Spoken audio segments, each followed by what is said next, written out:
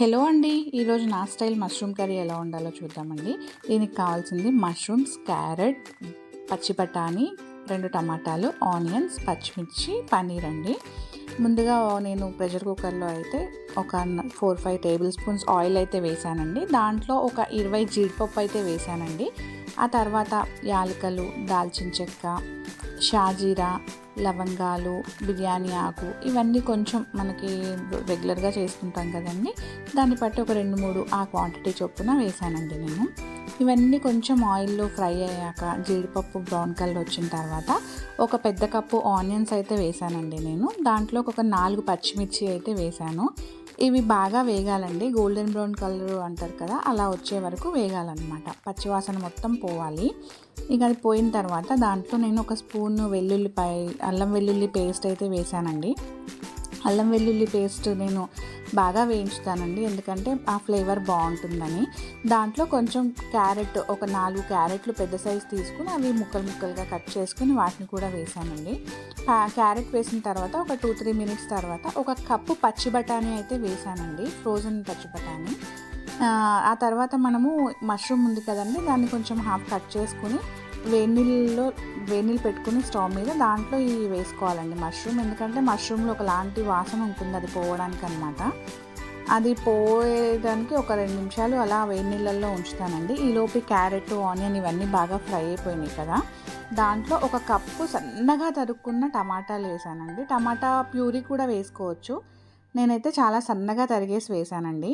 ఇవన్నీ వేగిన తర్వాత ఇంకా నా మసాలా బాక్స్ ఉంది కదండి, కారము, ఉప్పు, పసుపు, ఒక స్పూన్ ధనియాల పొడి, 1/2 టేబుల్ స్పూన్ గరం మసాలా అండి, మొత్తం అన్నీ కలిపేసి వేసాను.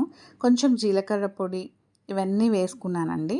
ఇవన్నీ వేసుకుని బాగా వేయించాలండి. బాగా అంటే ఒక 5 మినిట్స్ పడుతుంది ఇవన్నీ వేయడానికి.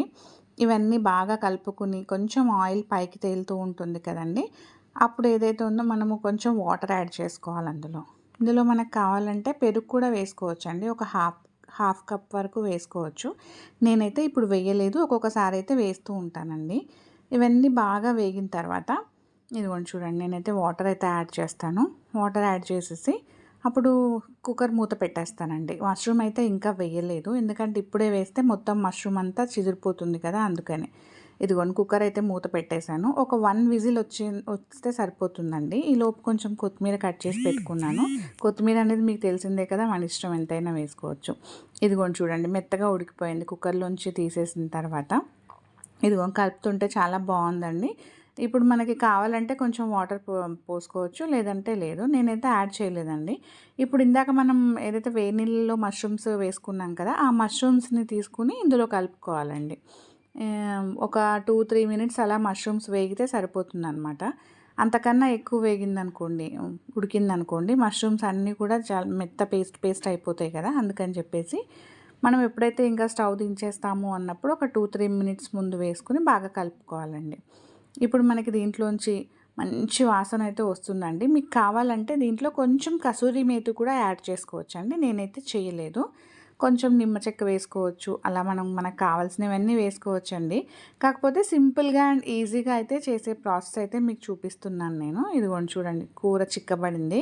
ఇది మనం రోటీస్లోకి తినచ్చండి, మనం బిర్యానీలోకి తినచ్చు, ప్లెయిన్ రైస్లో కూడా తినచ్చు, కానీ చపాతీలోకి అయితే చాలా అంటే చాలా బాగుంటుంది. రెగ్యులర్ మష్రూమ్ కర్రీ కన్నా ఒకసారి అయితే ఇలా ట్రై చేయండి మీరు. సింపుల్గా ఈజీగా అయిపోతుంది, టేస్ట్ మాత్రం చాలా బాగుంటుంది. ఇప్పుడు మనం దీంట్లో స్టవ్ ఆఫ్ చేస్తున్నామన్నప్పుడు ఒక 1-2 మినిట్స్ ముందు మనం పన్నీర్ కూడా యాడ్ చేసుకోవచ్చండి. నేనైతే ఇందులో పన్నీర్ అయితే వేయలేదు, కానీ ఇప్పుడు కావాలంటే మనమైతే వేసుకోవచ్చు, నేనైతే వేయలేదండి.